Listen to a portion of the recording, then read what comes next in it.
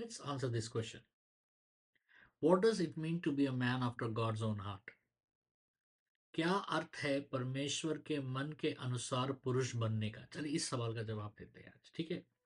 Now, being a man after God's own heart is not about being flawless. It's about being fervent. परमेश्वर के हृदय के अनुसार वैसा पुरुष बनना का मतलब ये नहीं है कि मेरे अंदर कोई कमी नहीं है। हम सबके अंदर कमी है। इसका मतलब है कि मैं करीब हो जाऊं परमेश्वर का, परमेश्वर के करीबी व्यक्ति बन जाऊं। इसका अर्थ वो होता है। God never called David a man after his own heart because he was sinless, but because he was relentlessly sensitive to God's voice and deeply repented when he fell. Dawood को परमेश्वर ने ये पदवी नहीं दिया कि दाऊद परमेश्वर का हृदय का सबसे करीब है, इसलिए क्योंकि दाऊद ने कोई गलती नहीं किया, दाऊद ने कोई पाप नहीं किया। दाऊद के जीवन का इतिहास अगर पढ़ेंगे तो बहुत सारे कमियों को देखेंगे दाऊद का। लेकिन दाऊद में इतना कमी होने के बावजूद भी परमेश्वर का हृदय का करीब क्यों है? Why David being such a sinful, David had a lot of flaws. Why being so much of flaws? Why David was very close to God? Why God is giving this title? क्योंकि दाऊद परमेश्वर को पीछे भागता था, और अगर वो गलती करता था तो वो परमेश्वर के सामने पश्चाताप होता था। Because David used to chase God, and if David did anything wrong, he would completely ask forgiveness to God. The biggest quality of a man is the man who would chase God and who would accept their faults. सबसे बड़ा गुण क्या है मालूम है? एक पुरुष का वो होता है जो परमेश्वर के पीछे दौड़ता है, खोजी होता है परमेश्वर, और अगर गलती किया है तो गलती को स्वीकार करेगा, अंगीकार करेगा। ये सबसे बड़ा गुण होता है एक पुरुष का, और वो दाऊद में था। When others covered their shame, David uncovered his soul. कोई भी लोग जब पाप करते तो अपने आप को छिपा लेते उस पाप को, लेकिन दाऊद वो था, बोला कि नहीं मैंने किया, मुझे क्षमा करो प्रभु, खुलकर बोला वो। और एक भजन संहिता लिखा, David openly declared, David wanted the world know that he did that crime. How? He wrote it in the song, he wrote it in the books. वो किताबों में लिखने के लिए कहा। How many kings would have hidden their secret things, but David said no, write it down. कितने राजा लोग होंगे जो जिन्होंने गलतियां कर कर अपनी गलतियों को छुपा दिया होगा और इतिहास से छुपा दिया होगा, लेकिन दाऊद ने कहा इतिहास में इसको लिखो, मेरे भजन संहिता को लिखो, मैंने गलती किया है। दुनिया को पता चलना चाहिए, आज के नहीं, भविष्य में जो भी पढ़ेगा उसको पता चलना चाहिए कि दाऊद परफेक्ट नहीं है। Let the world know that David is not perfect, only God is perfect. कोई इंसान परफेक्ट नहीं है, सिर्फ परमेश्वर परफेक्ट है। एक पुरुष के जीवन से, एक मर्द के जीवन से सबसे पहला चीज लोगों को पता चलना चाहिए कि वो परफेक्ट नहीं है, लेकिन परमेश्वर परफेक्ट है, इसीलिए परमेश्वर उसको खड़ा करके रखा है। That's why God made him stand. मैं परफेक्ट नहीं हूं, I am not perfect, my God is perfect, परमेश्वर परफेक्ट है। The very important thing that we need to know that in 1 Samuel 13:14 says, but now your kingdom shall not continue. The Lord has sought out of a man after his own heart, and the Lord has commanded him to be the prince over his people. ये भविष्यवाणी है दाऊद के ऊपर में। जब Saul गिर गया था, राजा साउल जब गिर गया था, पाप करने लगा, तो परमेश्वर ने दाऊद को उठाया, और ये बात परमेश्वर कहता है कि अब और एक मैं जिसको चुन रहा हूं जो मेरे हृदय को समझता है, मेरे हृदय के अनुसार चलता है, और वो था Dawood. A man after God own heart is not built in public, is formed in private. जो परमेश्वर का हृदय का करीब होता है ना, वो व्यक्ति पब्लिक में नहीं बनता है, वो प्राइवेट में बनता है, अकेलेपन में बनता है। Before David faced Goliath, he learned to face himself in the lonely pastures, just a harp and few sheep. Daud राजा बनने से पहले, दाऊद सबके सामने परमेश्वर लाने से पहले, दाऊद कई साल एक भेड़ बकरियां चरा रहा था और बांसुरी बजा रहा था एक कहीं कोना में, जिसको कोई जानता नहीं था। वहां पर वो हर दिन प्रार्थना करता था, परमेश्वर को भजन गाता था, परमेश्वर के करीब रहता था, परमेश्वर के कार्यों को सीखता था। This is very important thing. In that lonely places, till you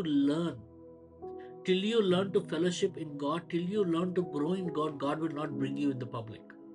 जब तक तुम उस एकांत स्थान में परमेश्वर के साथ तुम अपने आप को तैयार नहीं करोगे, कई कई साल वो एकांत स्थानों में तुमको बिताना होगा परमेश्वर के साथ, और अपने आप को तैयार करना पड़ेगा, तब तो परमेश्वर तुमको लेकर आएगा।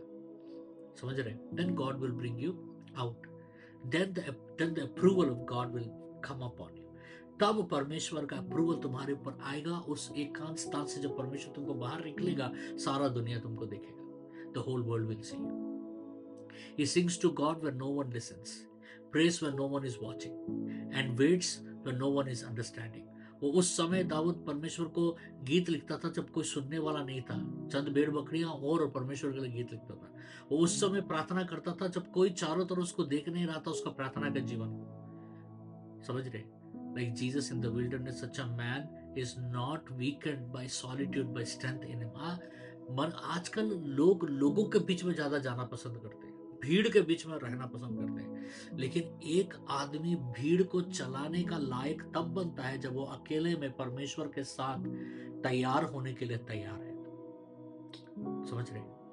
When a person, today the people want to run to the crowd, they want to be in the crowd, they want to be noticed by the crowd, but only a person who can lead the crowd is the person who decides to spend in the solitary places with God alone, because allowing God to transform that person in the solitary places.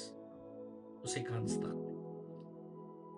Matthew 6:6 says, but when you pray, go into your room and shut the door and pray to the Father who is in the secret, and your Father will see in secret and will reward you. जब तुम प्रार्थना करो तो अपने कमरे में जाओ, दरवाजा बंद कर लो, ताकि एकांत में रहे। एकांत में तुम प्रार्थना करो, क्योंकि एकांत में जब तुमको पिता देखेगा तब तुमको प्रतिफल देगा। To be a man after God's own heart is let truth pierce deeper than pride. David wrote psalms that exposed his failures, not to the world but to God first. Dawood, इनसे मैंने पहले भी बताया, सच्चा मर्द वो होता है जो अपनी गलतियों को बताने के लिए डरता नहीं है, अपने कमियों को बताने के लिए डरता नहीं है। A true man is the one who never fears to tell his faults. Example is David. David wrote the Psalms, and through the Psalms we understand that David was not a perfect man. जब हम भजन संहिता में दाऊद में अपने कमियों के बारे में बहुत लिखा, अपने डर के बारे में लिखा, अपने इनसिक्योरिटीज के बारे में लिखा उसने। वहां से पता चलता है कि दाऊद में कुछ नहीं था, जो था परमेश्वर में था। परमेश्वर ने दाऊद को खड़ा किया। This tells us that David had nothing in him. God raised up David. This teaches us one thing for every man who is listening to today. हर जो पुरुष जो सुन रहा है उसको एक मैं बात बताना चाहता हूँ आज, तुम्हें कोई नहीं बना पाएगा, तुम्हें बनाने वाला सिर्फ परमेश्वर है।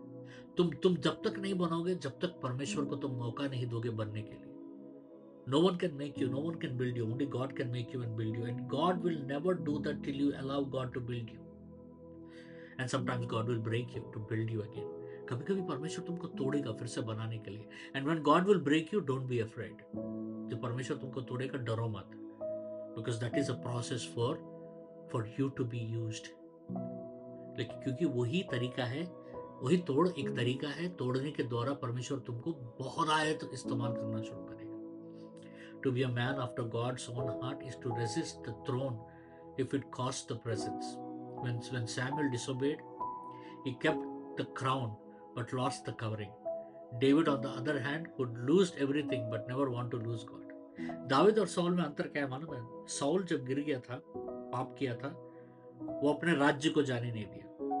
The difference between Saul and David is that Saul, when he fallen, he never allowed the throne, he never released the throne. He wanted that throne, that position, that honor. वो सारा आदर, वो सब चाहता था।